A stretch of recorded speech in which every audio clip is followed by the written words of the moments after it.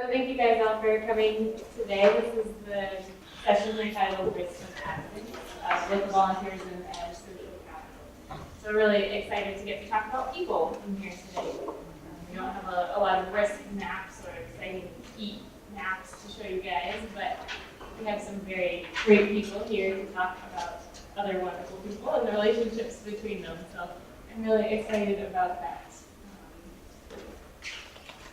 So our speakers today are Rich Lopez from Boulder Community Foundation and various other important jobs.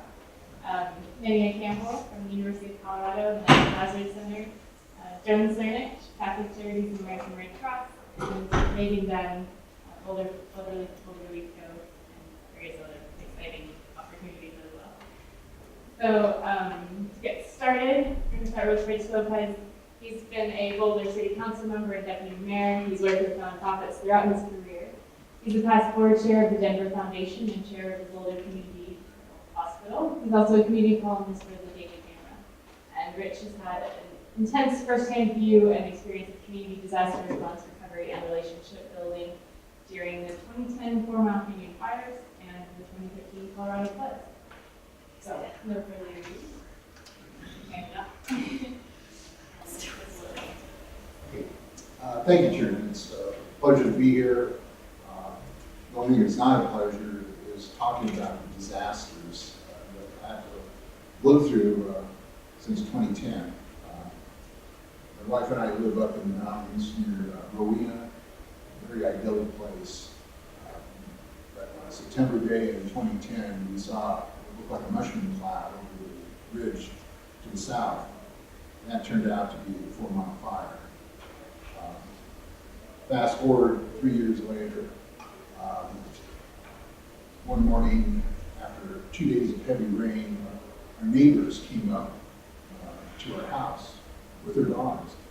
And it turns out their bridge had been washed away. It was about to be washed away, and we were evacuated nearby. And those were the September floods that created quite a bit of havoc. So I'm going to talk about really, in the process of disasters and relief, there's distinct stages. I'm going to talk about one.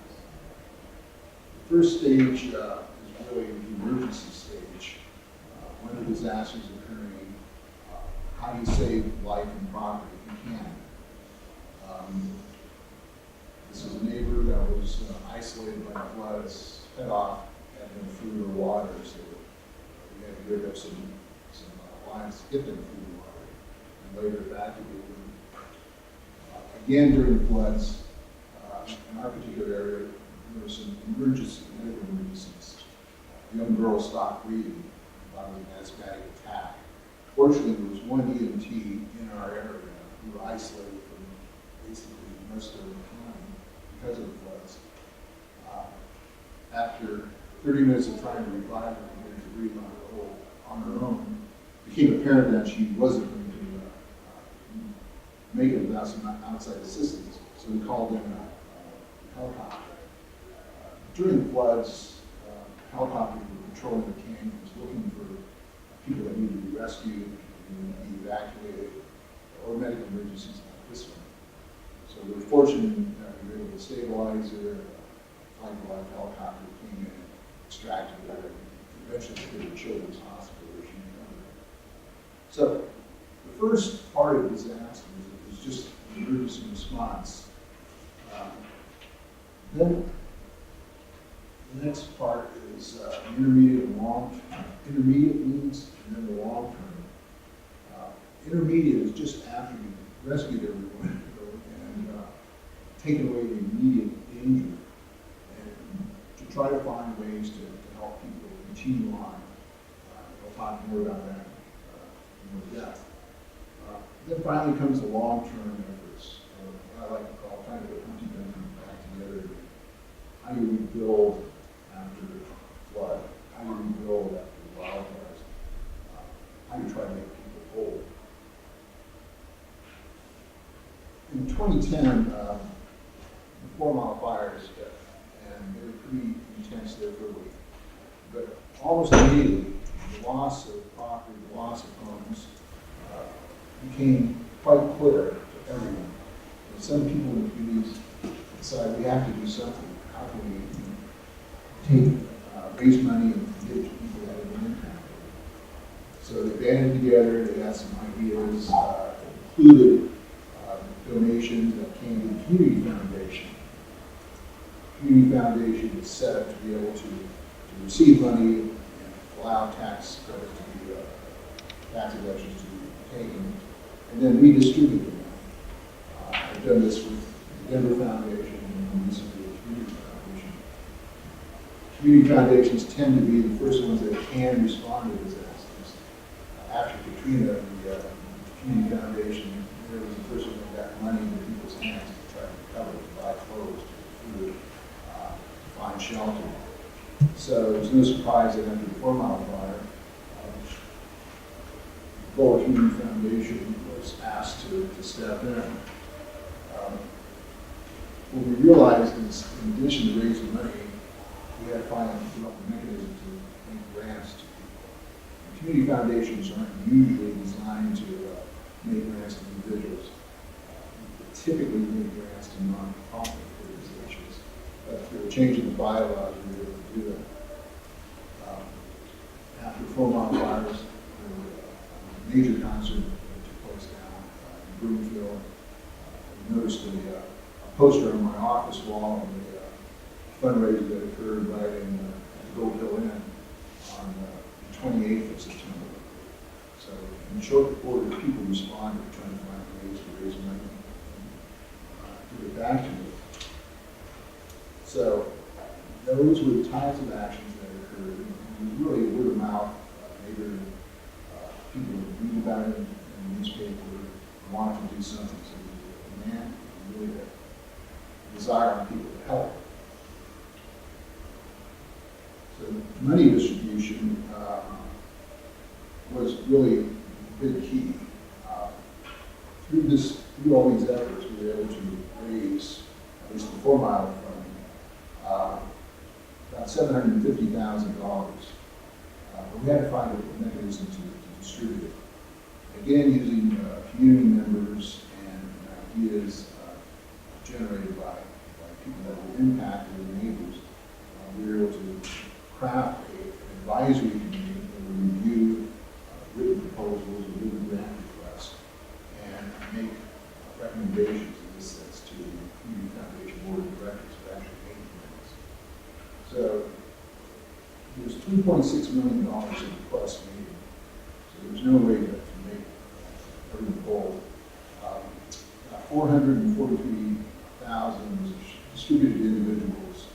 About 329,000 was distributed to 3 fire departments that were impacted.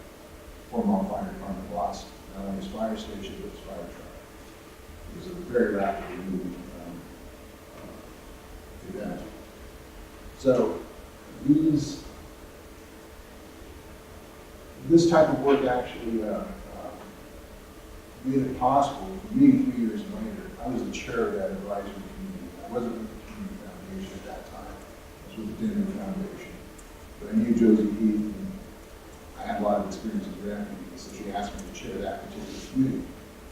Fast forward a few years, I'm now on the board of the Community Foundation, and the floods hit. After I was evacuated, I went to the Community Foundation offices, and lo and behold, we were getting ready to do exactly the same thing. People wanted to make grants, they wanted to have some way of responding to these floods. And we ended up putting together a number of advisory committees that would make grants to certain groups. There's farmers, medical marijuana groups wanted to make grants to help. And it was important to be able to develop a mechanism for each of these groups to make grants fair, equitable, and confidential manner. People really didn't like the idea of being a poster child for disaster.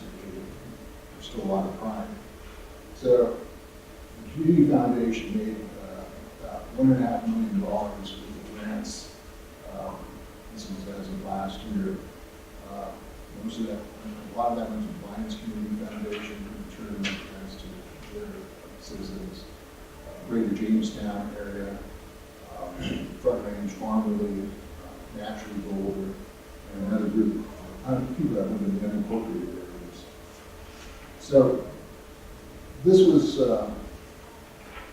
fascinating in the sense that we saw people come together and try to figure out ways to, during the disaster, to stay connected, to be resilient.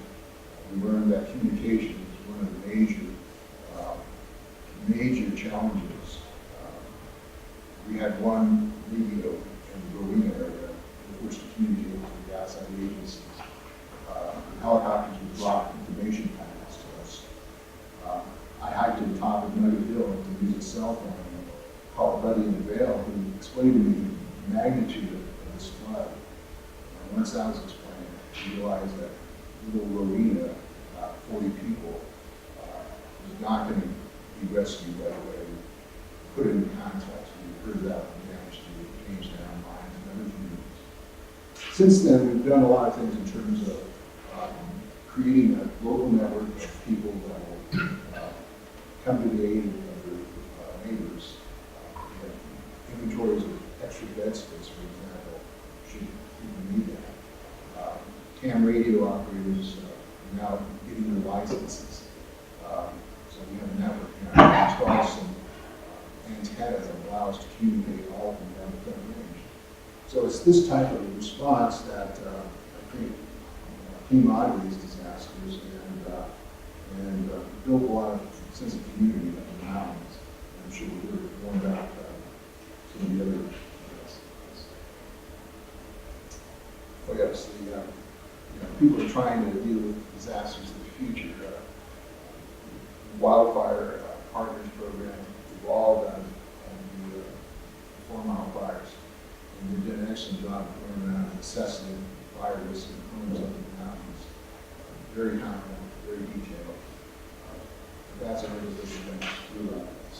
I'm sure we'll hear about it more, so thank you very much.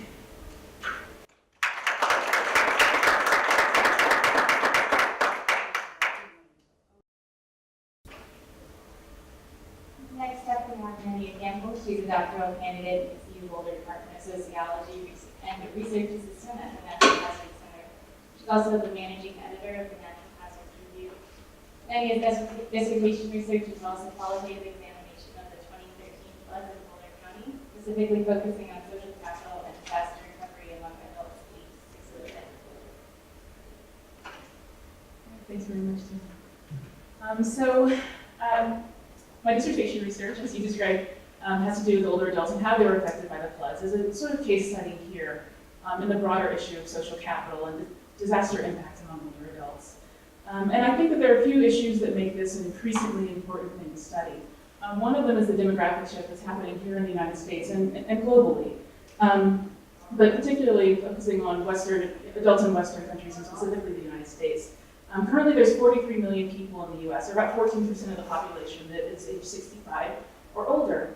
But that number is increasing. And so it's, as you can see in the graph here, that number is projected to grow to 92 million people and about 30% of the U.S. population by 2060. So this is an increasingly sizable portion of our population, and one that may need some help, especially as we face things like climate change and the risks that that poses. So even in Colorado, although this has long been a young state, this is the trend, and this is the projection for the state of Colorado. And compounding these issues of having a larger proportion of older adults in our population is this issue of longevity and people living longer. So we now have a very wide variation in what it means to be an older adult, and that's one of the things I also want to call attention to, is that diversity and variation in skills and abilities and needs. So we have a lot of people ranging from what's called in the research the young old, all the way up to the oldest old. Additionally, this causes challenges for them related to disasters and other just day-to-day experiences. One of those is outliving potentially their retirement nest eggs, and people entering retirement with fewer resources, people who already have challenges making ends meet and then living on a fixed income. Another issue has to do with gender and the fact that women tend to outlive their partners. And yet women make less money on average over the course of a lifetime than men. So you have older women who end up living alone, which has been demonstrated in the research to have a lot of implications for mortality and disaster risk, increased disaster risk. So that's an especially challenging issue for the older population of women. Women also have a harder time obtaining access to aid after disasters, so a harder time obtaining assistance that they can afford. Often the only assistance available to people who have survived the disaster is a loan, for example, and that even those low-interest loans can be hard to pay back for people living on fixed incomes. And women are less likely to be able to get other kinds of aids or to be able to obtain those loans because of their low-income status. So there are a lot of challenges. And in the face, like I said, of climate change and escalating disaster losses that are projected, developments, other faction issues, there are a lot of factors that are compounding these issues and have a lot of implications for increased vulnerability from a social perspective. There are also a lot of things about health status in older age that make older adults a more vulnerable population than younger people.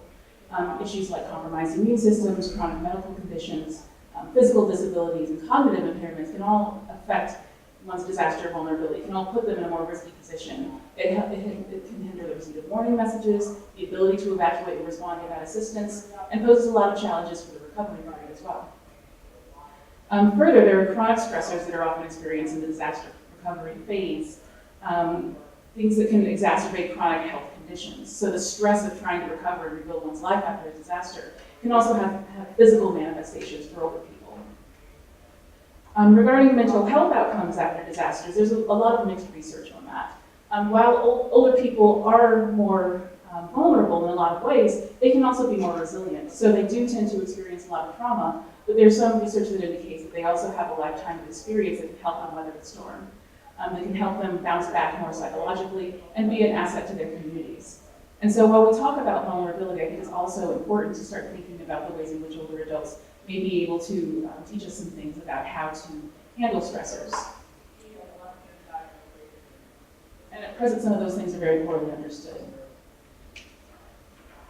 So as I mentioned, one of the focuses of my study is social capital.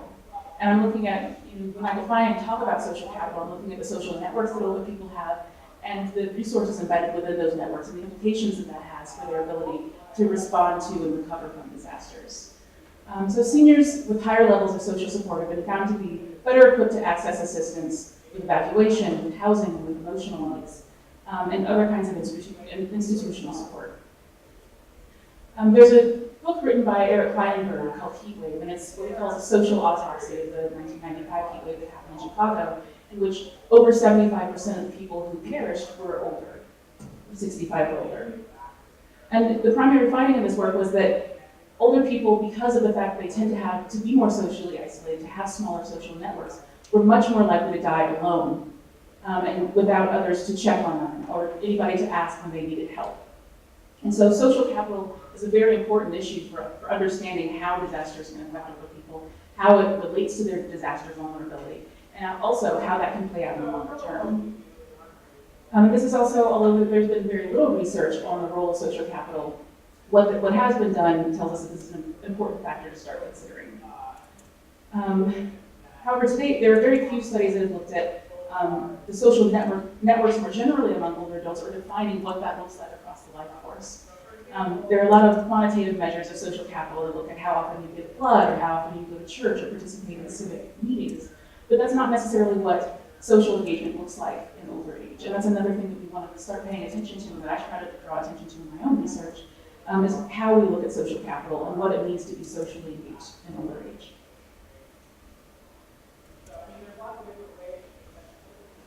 I'm also interested in expanding what we're talking about in terms of disaster vulnerability and disaster risk among older people and the role of social capital. We need to start thinking about resilience and agency. Too often we characterize older adults as being feeble and frail and not having any agency in their disaster outcomes, but I found that that's often not the case. And they can also be a boon to their communities, can be a resource to the community in a way that we don't often talk about. And so while it's understandable that this previous focus has been on the implications of social capital and social networks for vulnerability and social isolation, we also want to start looking at the ways in which when people reach out to them and when they reach out to others, older people can really have the capacity to intervene on behalf of themselves or on behalf of their communities when supported.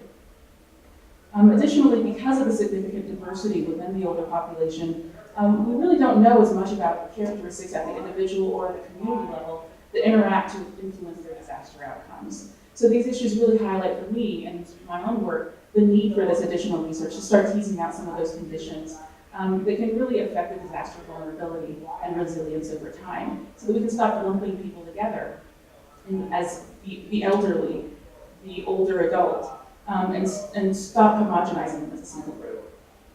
So lastly, I want to talk about their capacity, and a lot of the research on post-disaster volunteerism backs up this claim that our elders can be really an asset to the recovery and the rebuilding process. So older adults are they already volunteer rates that are much higher than their younger counterparts.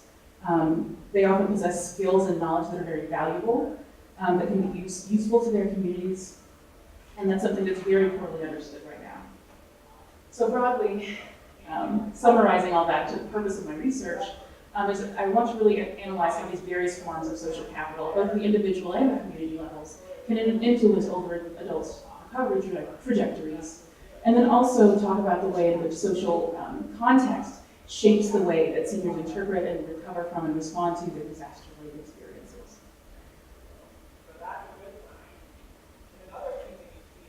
So most of you already have the context for the flood, but it's important to sort of set the stage a little bit. And the conditions that older people in particular were facing was that access to several communities, neighborhoods was completely severed. There was that isolation component from a physical perspective. There was a huge economic impact of this disaster across the state, an estimated $4 billion in damage. This was the second largest airborne evacuation in U.S. history following Hurricane Katrina. And strikingly, of the 10 fatalities in the floods, half of those were people aged 60 and older. So the mortality trends that we saw in the Chicago heat wave and Hurricane Katrina, and the 2011 earthquake and tsunami in Japan, that trend is still reflected here.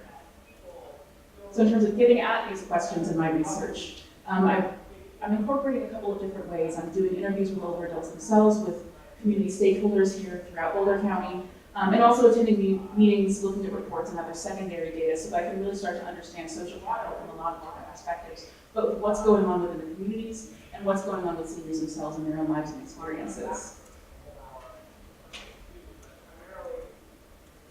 And so I have a few preliminary findings, although I'm still in the recruitment phase and still collecting data. There's some clear trends that are starting to emerge in my data. One of those is that there have been significant challenges arranging for relief and recovery assistance.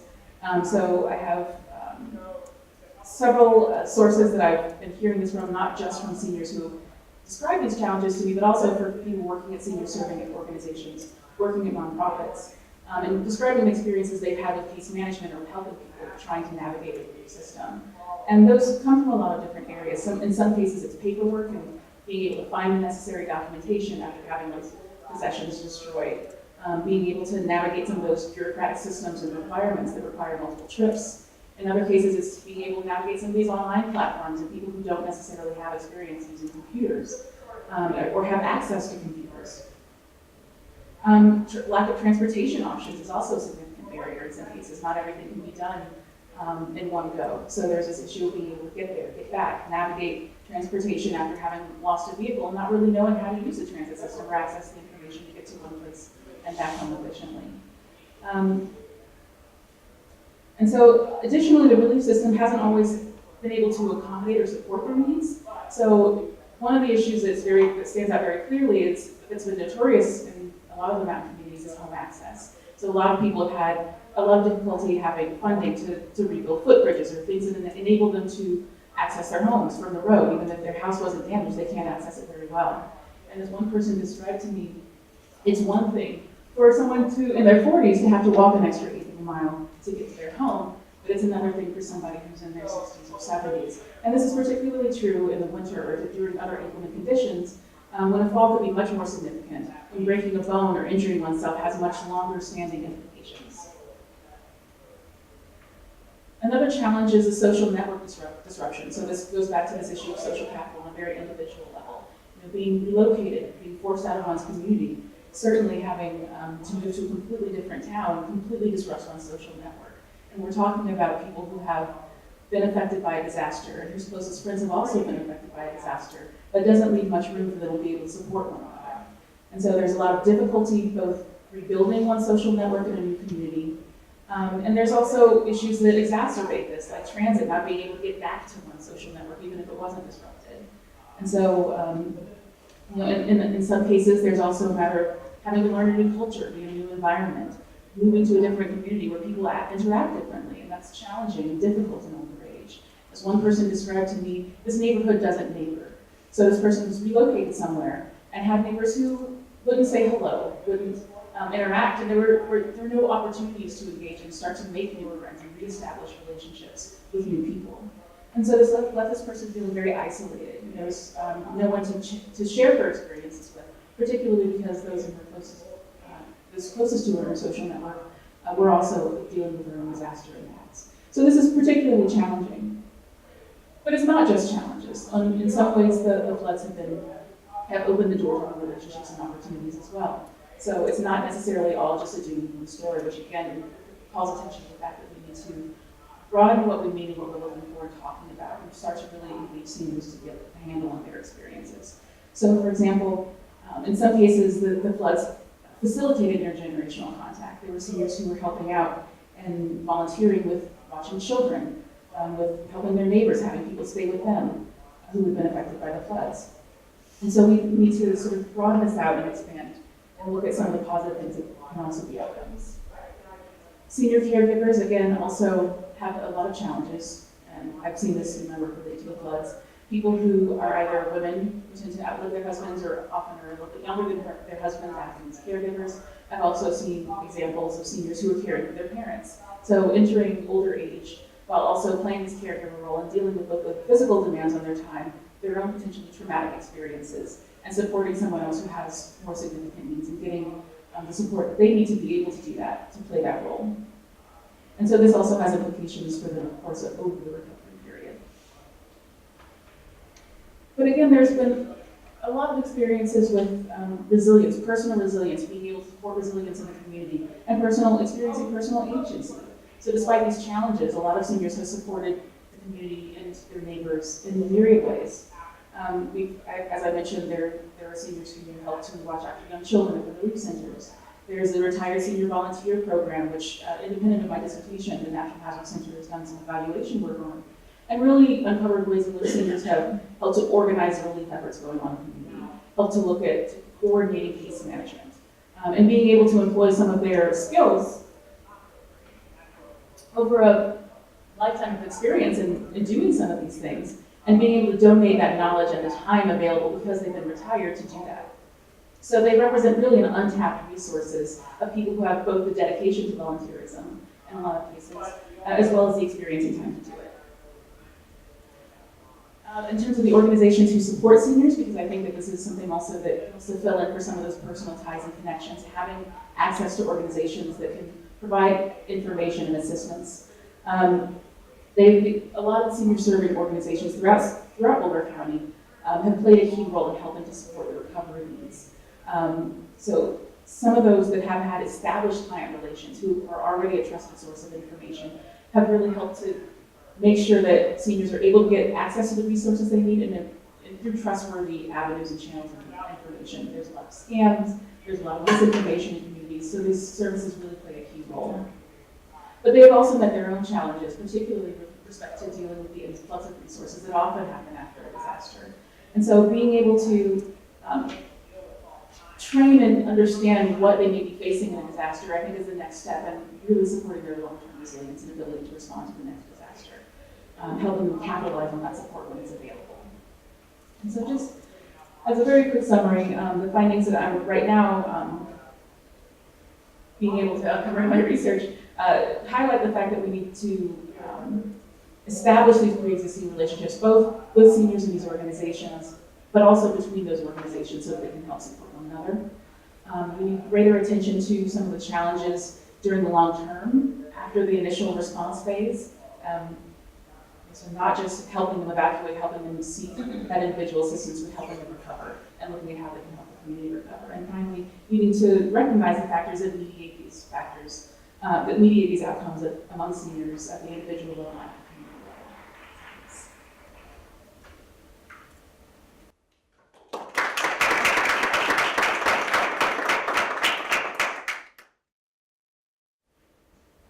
case management supervisor through Catholic Charities and our volunteer of the year with American Red Cross. So we're lucky to have her here. Thank you. You all here? So first of all, actually, I want to echo what I heard from Nadia in terms of volunteerism, because I will say our best volunteers with the Red Cross at the time are retired people who do have the time. The only challenge we have with them is the fact that they all travel, and so they're never in town when we need them to be. But other than that, is actually our greatest tool that we draw from for volunteers. So I would definitely go for that, and they definitely bring that wealth of experience. So my background is Red Cross volunteer. I've been involved for about 12 years. I started out, and I always love to hear everybody's reasons for volunteering and how they decided to get involved. I actually had just seen 12 years ago, a little bit more than that, flooding in the Midwest, and thought I could fill sandbags as well as the next person. I could probably do something. I think that kind of skill. So I signed up for Red Cross. Didn't know. I saw the stuff we do at the national level. Didn't know. At the local level, Red Cross actually responds every day of every year. We're available to respond to single-family fires, house fires, things like that. And so that's actually been the primary focus for my work. I don't deploy nationally. I really focus on the work here locally. So I'm in charge of disaster services for Boulder and Bloomfield counties. I've been involved with Katrina, 4 Mile, and the floods, and as Tiernan said, also have recently been involved on the recovery side. I'm in charge of Catholic Charities recovery efforts, flood recovery efforts in Boulder County. And I've seen a lot from all of those different perspectives. So I've seen at the very local, individual response level, going up to when it gets to be declared at a national level, and then seeing the ongoing recovery needs and the volunteer needs around all of those pieces of it. Speaking from the Red Cross, they are actually shifting a model, and Boulder kind of plays a pivotal role in that right now. So Red Cross is oftentimes deployed volunteers at a national level, so Boulder volunteers will go out to California, Florida, wherever it is that a disaster is happening. And Boulder is actually piloting a more community-centric approach to that. During the floods, we had probably 5 to 7 days before national resources were able to make it in, so we needed to be able to support the shelters we had and all of the local volunteers that we had.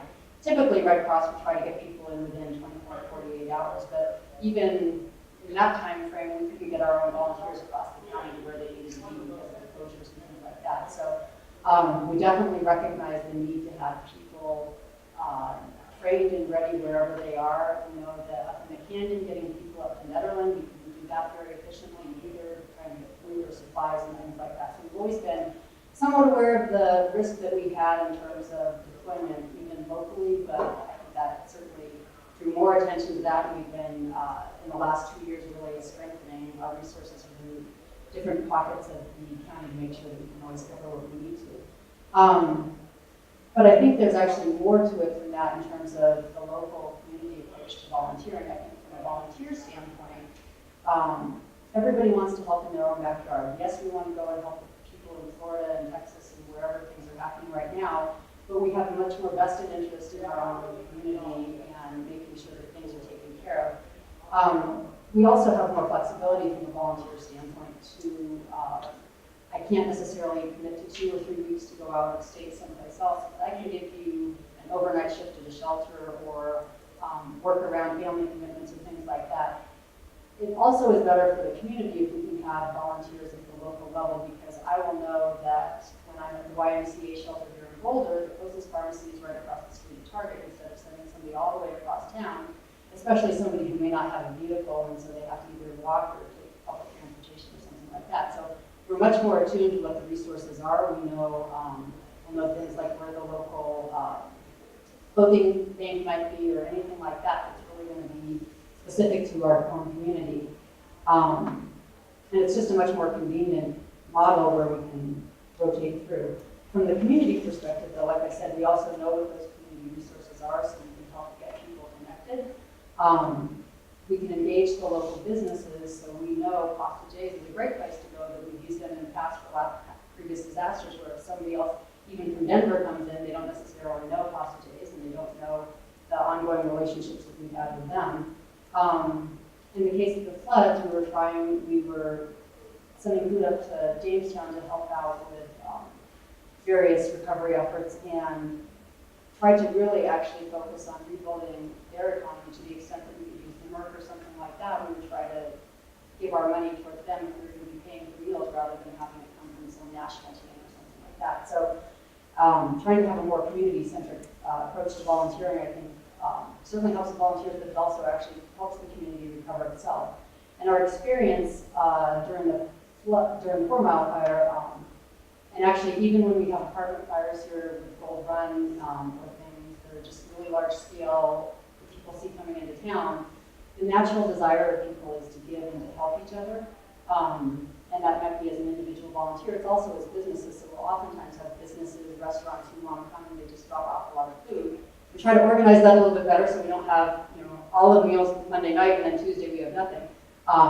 But to try to balance that piece of it out, but we think it's actually a privilege to be able to allow other people to share in helping their neighbors. That's actually what makes the community stronger overall, and we always try to make people aware of what the needs are. This conference is about risks, so I wanted to kind of point out a few risks related to volunteerism that I've seen from the different perspectives, whether it's local, declared, or kind of on the long-term basis as well. I think there's really 3 risks that you have from the volunteer perspective. The first risk is awareness. So, like I said, I wasn't aware when I first started volunteering with the Red Cross that they were involved at the local community level on a day-in and day-out basis responding to disasters.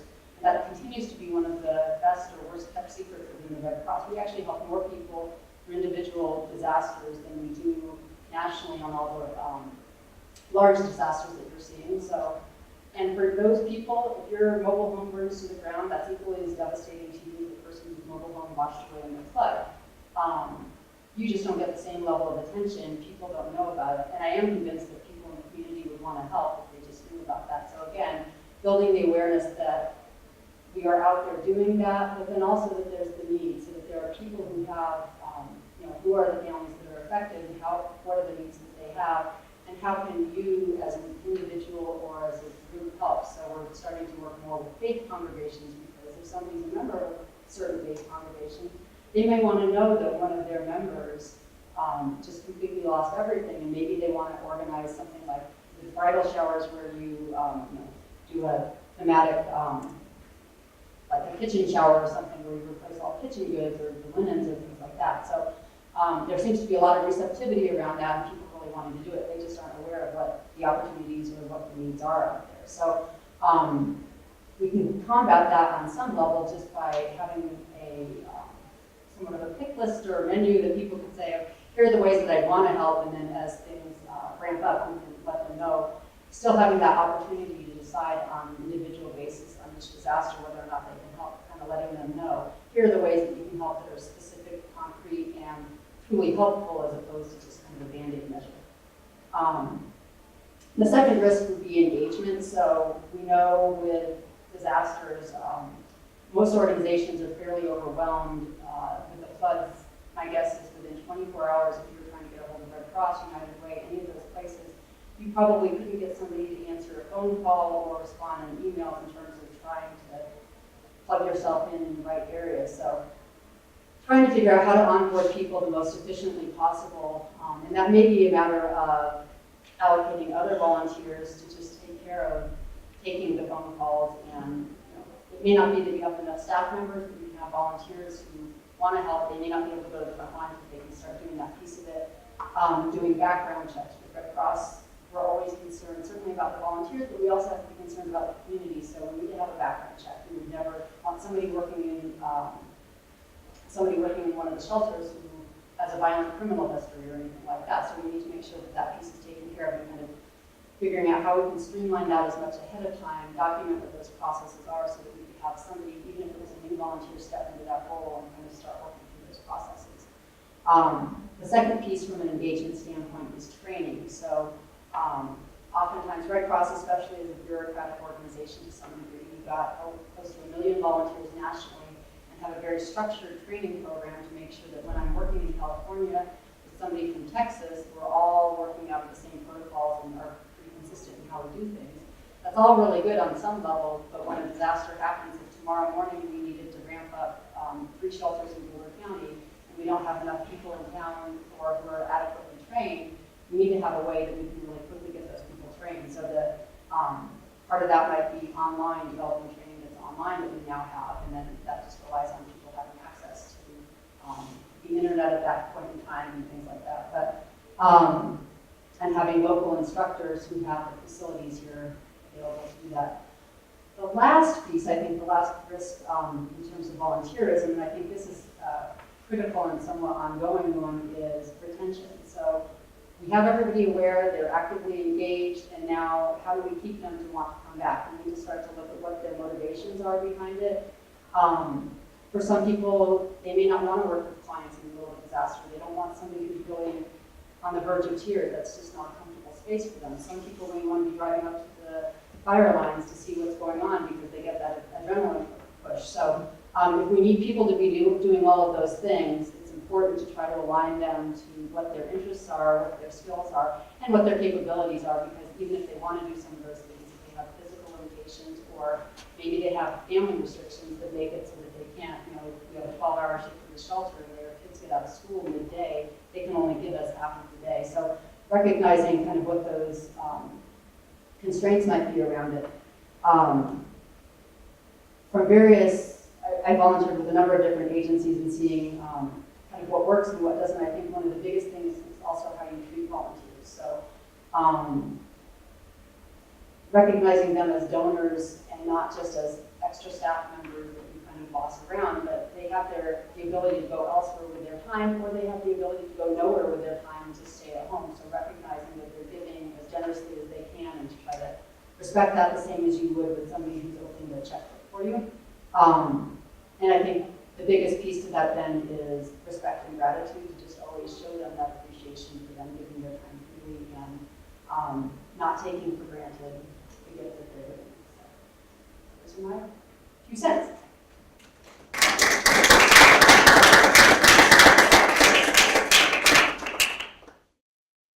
Thank you so much. And finally, last but certainly not least, we have Megan Dunn. Megan recently received her PhD in communication studies from the University of Colorado. And before graduating, she took a year off to organize with Occupy Sandy, doing her work in New York. And after returning, surprise, another disaster, she helped to co-found Boulder Flood Relief and is now stepping into the executive directorship of that organization. Great, thank you. All right, so to explain why I put risk in quotes in this slide, I want to actually take the next 15 seconds or so to kind of meditate on this excerpt from the value chain of absence.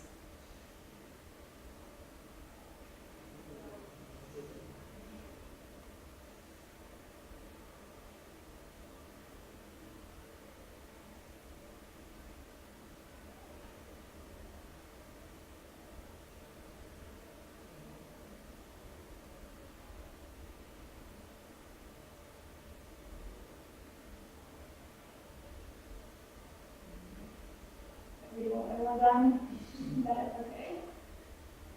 All right, so today I'm going to be talking about making space for the emergence of new ideas in disaster response and risk management. And so to do this, I am going to be drawing upon my research and participation in Occupy Wall Street to discuss what a social movement premised upon this idea of occupation has to do with something like understanding risk and innovation in disaster. And then I'll also be turning to the work of Occupy Sandy and Boulder Flood Relief, as well as the disaster research on emergent citizen groups, or ECGs, to discuss what these emergent groups are, why they come into being, what they do, the perceptions of ECGs by formal responders. Ultimately, I will be proposing 2 methods for amplifying the impact of local volunteers. The first of which is decreasing the stigma around local volunteerism in order to promote a culture of empowerment and resiliency. And then second will be increasing knowledge around the relationship between innovation and emergence. So to begin, I want to start with a brief narrative of how I came to understand Occupy as an emergent response to hyperlocal crises and a model for what it means to hold space for the emergence of new realities. All right, so about 3 years ago today, I was 3 months into a 1-year sabbatical in New York, where I had left my PhD program to study the rhetoric of Occupy Wall Street. And what had intrigued me when this first came on the scene in 2011 was how this movement seemed to be changing the meaning of occupation itself, right? So what began as this small encampment of protesters in Zuccotti Park, Manhattan, would spread to 952 cities and 82 countries in less than 1 month. That's huge, right? It's quick. And then ultimately it would reach over 1,500 occupations worldwide. So it became evident that there was more at stake than Wall Street. There's the graph of all the occupations worldwide. And then a couple months later, there would be the viral emergence of these non-geographic occupations like Occupy Love, Occupy Data, Occupy Design, Occupy Theory, Occupy Theology, Occupy Judaism, Occupy Catholics, Occupy the Farm, Occupy Homes. I can keep going on and on and on. And this is actually a cluster of occupations that not many people pay attention to. That's a whole other story. But anyway, this suggested to me that Occupy then is not limited to place-based sites, and it's more than this idea of the 99% and 1%. It's more than corporate corruption. And then finally, there was this.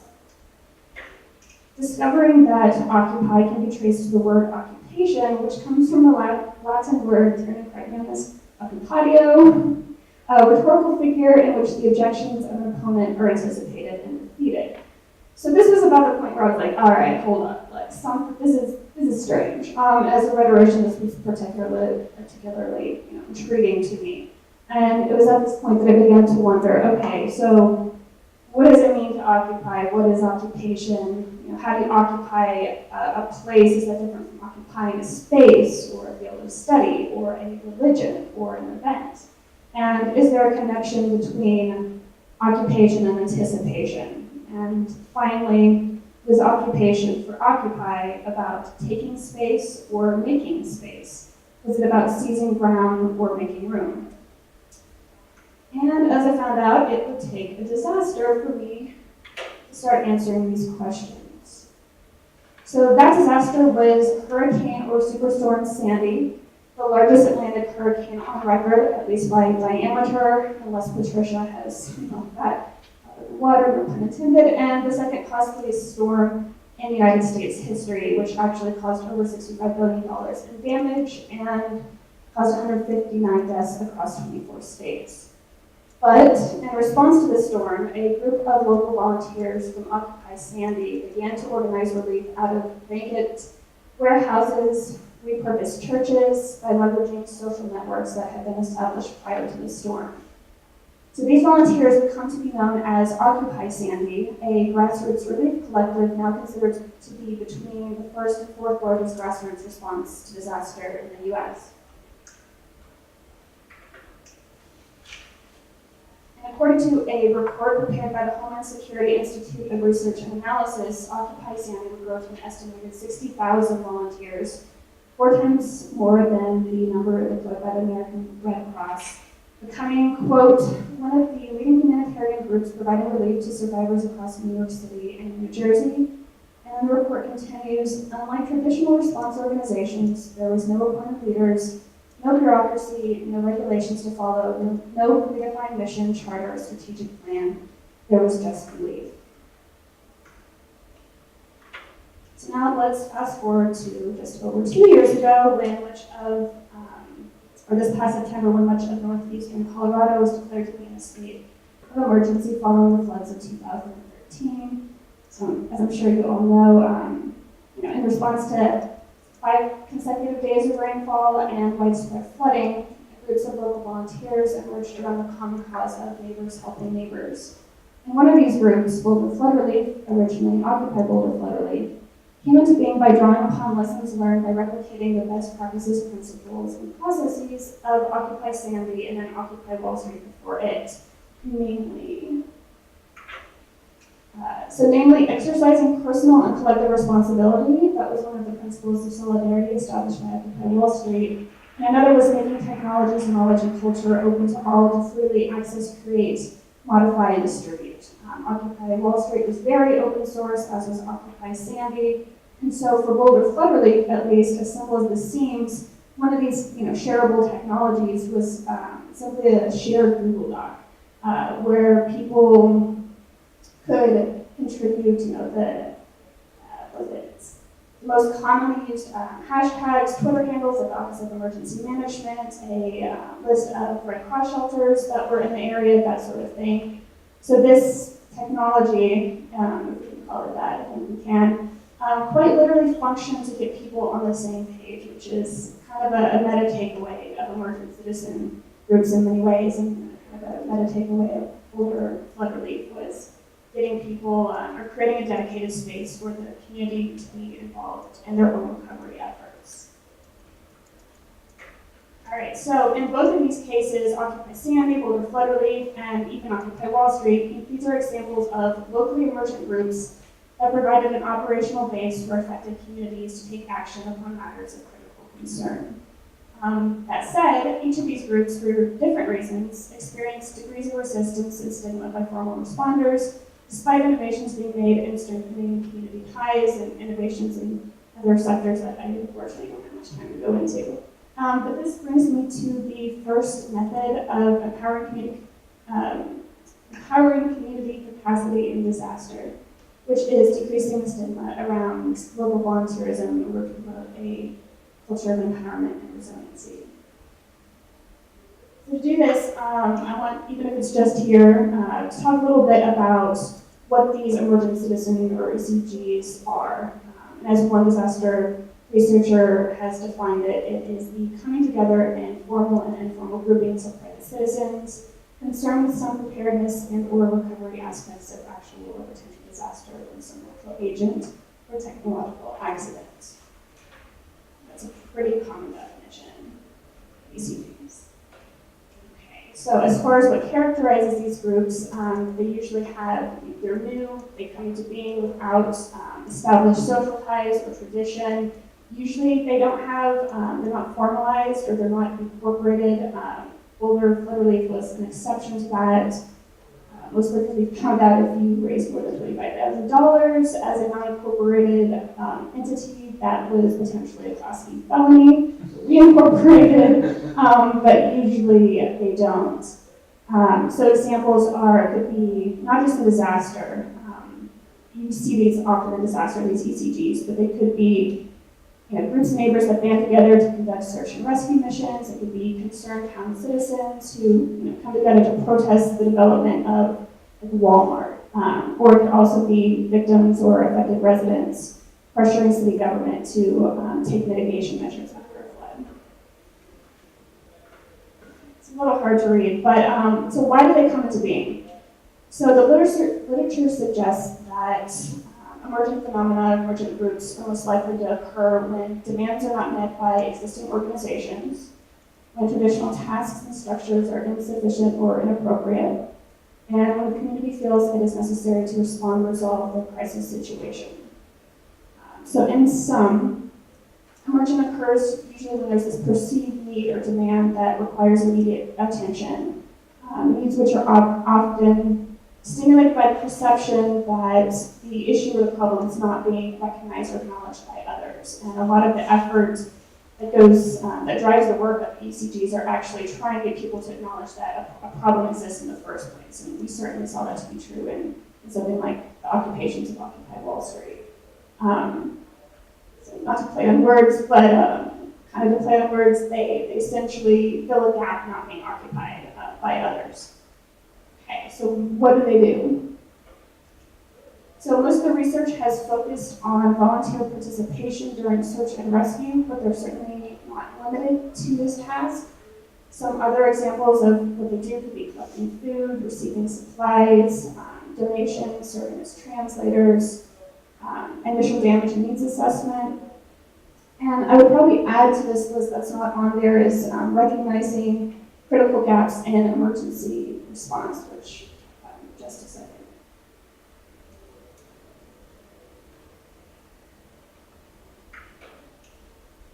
All right, this is one of the most important parts of this slide, so I'm actually just going to read verbatim from these quotes of disaster researchers around the perception of ECGs. So public officials often do not take them into account in community emergency management planning and misunderstand both the reasons behind their emergence and the roles that they play in disaster-related community problems.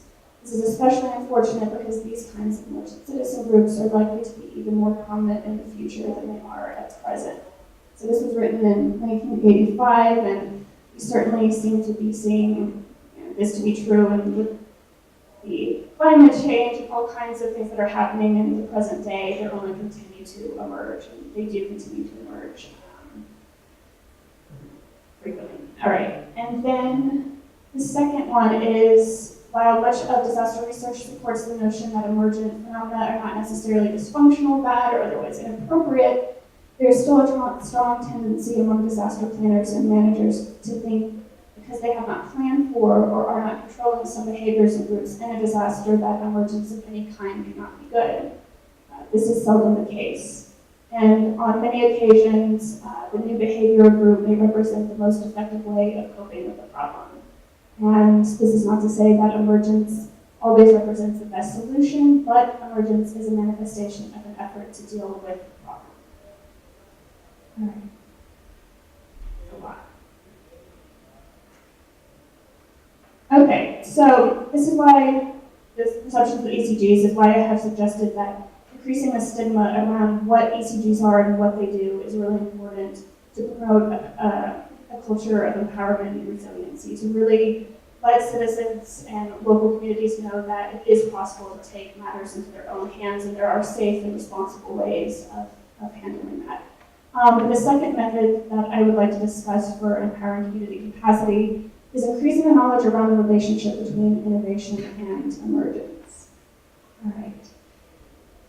So I think we're all familiar with the phrase, necessity is the mother of invention, right? So when the need for something becomes imperative, you're forced to find ways of getting it or achieving it. And I think this is absolutely what you see with these emergent citizen groups when they have very little to no resources, whether that be time, money, tools, dedicated space, a base of operations. And so they're put into a situation where they really have to find creative solutions to problems from scratch. And this can very much be an opportunity to innovate in disaster. Let's see. My slides the last second. So a couple examples. I can't go too much into this, but at least in Occupy Sandy, I'm not sure if you had heard of the Amazon gift registry that came into being, but it was essentially a way they kind of duplicated the gift registry of Amazon.com, and people across the country, across the world could buy a shovel or buy a set of gloves for people, and that was one way to get goods into a location quickly to allow people that were helping to feel like they were actually doing something real and tangible. Okay.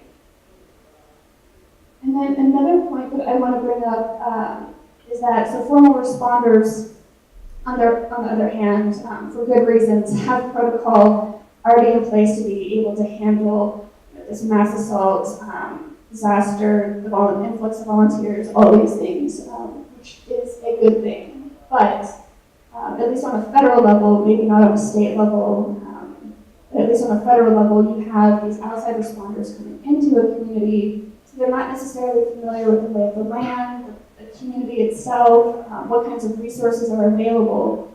So these emergent groups can find a place where there is a lot of expertise in one location, and they're familiar with the town. They do have this social capital and these social connections, so those can be leveraged to find these innovative solutions, because they are coming from these multiple sectors, right? So at least in Boulder, we have volunteers coming from the tech startup scene, and some that were old administrators with CU, with students, doctors, chefs, that sort of thing, coming and being able to provide their skills and find creative solutions. I was supposed to put that earlier. Okay, and then the last thing that that I really want to talk about is this, as far as innovation and emergence goes, is the application or repurposing of occupational skills in disaster, which I call kind of in-house innovation. On a personal level, studying rhetoric, studying the art of persuasion, or the strategies that are used to communicate an idea in a manner conducive to reception or belief. So we're used to doing that, right? But in disaster, you're faced with a totally different set of expectations and drives. It's a unique situation. You have to be able to communicate this message effectively, but do so under compressed time and to multiple audiences that you might not typically deal with. And so that increased innovation around the possibilities of persuading someone to get out of the line of fire or to evacuate. How do you reach an audience, and then how do you reach an audience in disaster? So that, at least for me, expanded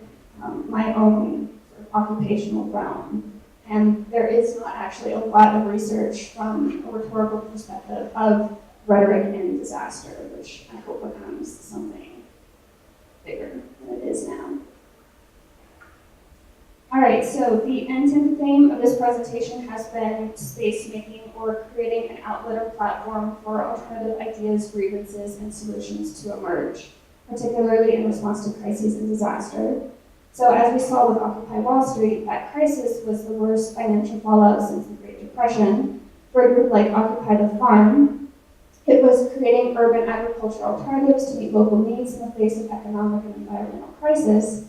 For Occupy Sandy, the federally declared disaster of Hurricane Sandy, and for Boulder flood relief, destructive flash flooding with loss of life, property, and city infrastructure. However, while recent disasters have shown us the importance of social connections and innovation for community resilience and risk planning, the efforts of local volunteers, or ECGs, still often remain misunderstood. So to combat this, I have tried to suggest that we need to, on one hand, decrease the stigma around local volunteerism in order to promote a culture of empowerment and resiliency, and to increase knowledge around the relationship between innovation and emergence.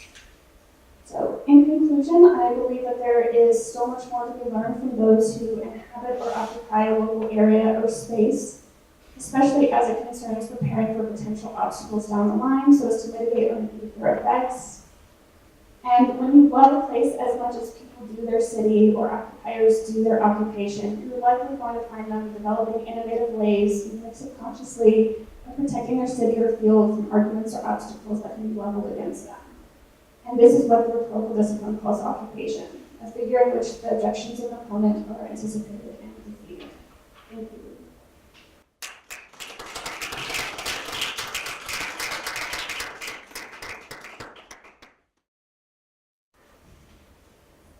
Well, thank you to all of the panelists. I know this was a very diverse range of presentations, and I really wanted that to happen because I think there's so many different ways that we engage in our communities and so many different ways to think about these issues. So I'm really grateful to all of you for bringing these very expertise viewpoints to us today. But I wanted to also hear from the audience. I'd like to open it up to questions and discussion now so we can all gain some even more insights. Anyone have any questions you'd like to start off with? There are some very distinct phases in disaster recovery, and the community cohesion is one of those. You really talk about the fundraisers, the amount of interest, and so on. But there's a point at which the rest of the community moves on, and there becomes that realization that resources are limited. So the process then is to go into a disillusionment phase. And one of the things that we see in that, we saw on national level of 9/11, happened with Aurora, is that there tends to be a lot of competition and anger that develops around the money. And at the national level, the foundation that was created for 9/11 went through a whole process of change. The community foundation that managed money in Aurora were highly criticized. Initially, there were some changes there. It sounds like with Boulder, there was less of that. And What do you think you would attribute that to? I think we can attribute it to the fact that the people involved, at least at the advisory committee level, were from the communities themselves and had roles such as we had firefighters in 4 Mile, 3 firefighters. We had 3 representatives from roughly 3 fire districts, and myself, who was really on the edge. So when it came time to take a look at those grants, we had a pretty good insight. They're anonymous, they're given numbers, but we were from the community. We had a pretty good idea who that was. So we knew if the claims were true or false. The same thing that I think occurred during the flood relief is having representatives in those decision-making roles that were from the community, that were intuitively or obviously understood what's going on. I'll give you 2 examples. I'm not going to say which disaster it was. In one, someone complained to the press that they didn't get a grant, and it was patently unfair. They were going to expose the community to unfair treatment. Well, we went and took a closer look at that person's application and discovered, in this case, they weren't in the burn zone. They're asking for relief for mold mitigation. You don't have any problem with mold as wildfire. It's gone. In another instance, there was an honest error made where 2 people had the same name. One person received a check they hadn't applied for. They were lucky to get it out. Once we discovered this, local people approached the person, had a friendly discussion, explained that the person that really needed the money wasn't going to get it because you accidentally got it and spent it. And we worked out an arrangement to sort of deal with that. So having local people involved early on allowed us to shift through fraudulent claims that might have existed. And we knew how much we knew people that needed money for bridges. And we're still, point out sometimes the needs still unmet. FEMA and everyone involved said, at best, we're going to get you 75% of the way back to where you were. But you're never going to be the same. And it's true. It drives you Jamestown, it drives you Lions. It's not back. Lions are coming. People are back. 90% of the people are back in Jamestown. Right after there was only 10% of the city. So it's still progressing. The roads are still in terrible shape. But they're working on it. So, but I think keeping local people involved throughout the process is key to avoid big problems. And Megan, it seems like the Occupy movement is a real way to help mitigate some of that dissolution, the whole channel, some of that oftentimes anger that's kind of directed at us. Right, I think they've, channeled very productive initiatives and conventions. The people with Occupy research and Occupy data are tenured MIT faculty, and no one really knows about them. They've certainly taken a kind of far-reaching crisis and have tried to come up with innovative solutions. And not all of them have been successful, but they're continuing to push for new ideas. And I mean, I think part of the success of the movement in some ways is to have a generic Occupy where people from multiple arenas and places and disciplines could speak into the hyper-local crises that were happening in that field or that place or that area.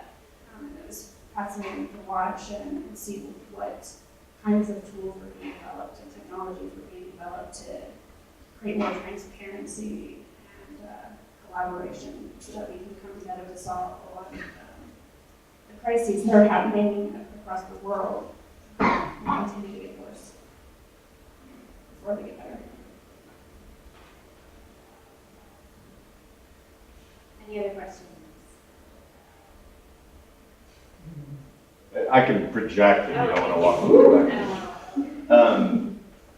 Thank you guys very much. All of these talks were very interesting, and I learned a little bit something about each of them. I have a question that builds on some of your research, Megan, but I'd broadly be interested in the panel's thoughts on it.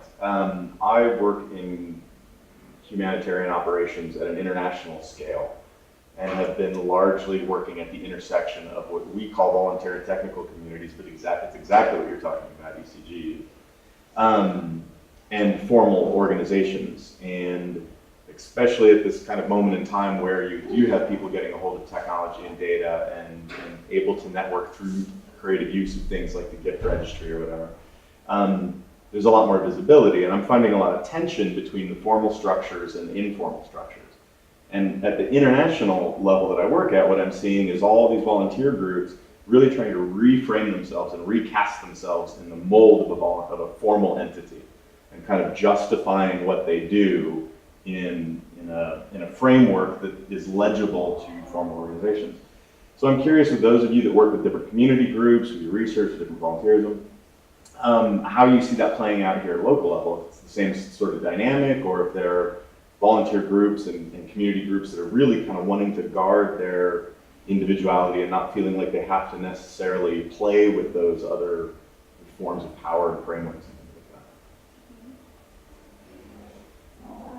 like that. Right, so when we incorporated, actually, that was a really big issue, was what A, do we even take money, do we stop taking money?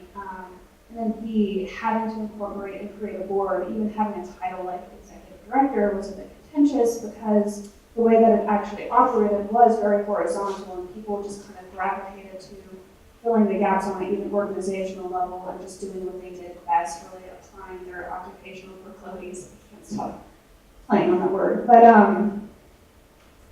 I know for ourselves to really accomplish a lot of the work that we wanted to do and we're capable of, being able to say, I'm the executive director of this, or we are a nonprofit, people paid attention a lot more than they would have if we were just this Occupy Wall Street, Occupy, Sandy spinoff. We were doing the exact same work, but to be able to have that formal structure, I suppose, I mean, it's still something I think we battle with a little bit because we want to have the flexibility, because that flexibility is what allowed us to respond in the first place. So for Occupy Sandy, not being beholden to this formal structure and this protocol, which needs to be there. I understand why it's there, but for us, that adaptability is what allowed a lot of these technologies and inventions to happen in the first place.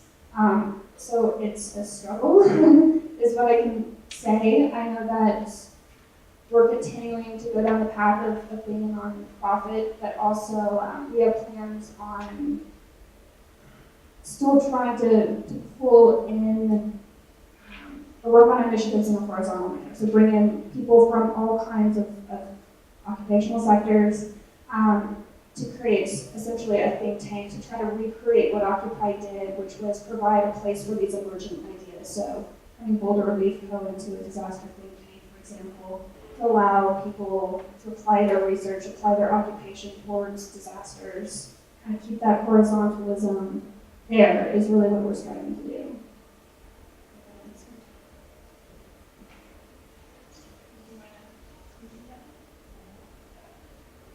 Sure. I may have mentioned after Al Concord came down to the Community Foundation. I think one of the first meetings I brought into was Boulder Flood Relief. And they wanted, tremendously talented and well organized in their horizontal sense. And they were clearly capable of raising a lot of money.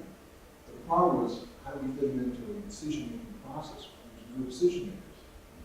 So they wanted to set up their own fund, but there was no one there to make a decision. So instead, they used their talents to generate interest and money and send it to the community foundation, which is important. And applaud you for taking that next step, organizing and having a structure, because a lot of the other organizations you deal with will respect that and be able to relate to it a little bit. I did want to make a point about the groups that the ways that the community stayed together. Jamestown had this electronic bulletin board, QT, despite the fact that people were displaced out in East County, some were there, there was tremendous use of that to do things like get rides into town, to bring water back, to communicate with each other.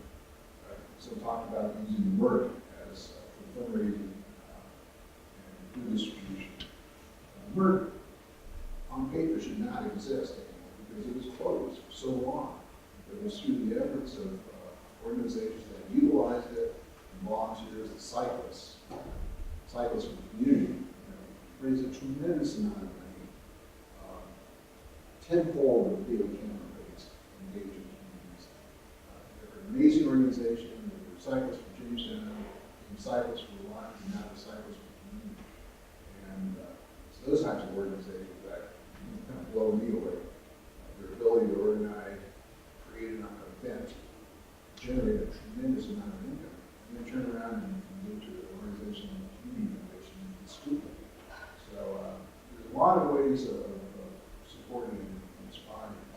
Those are some of the ones I've seen that are pretty unique and impressive.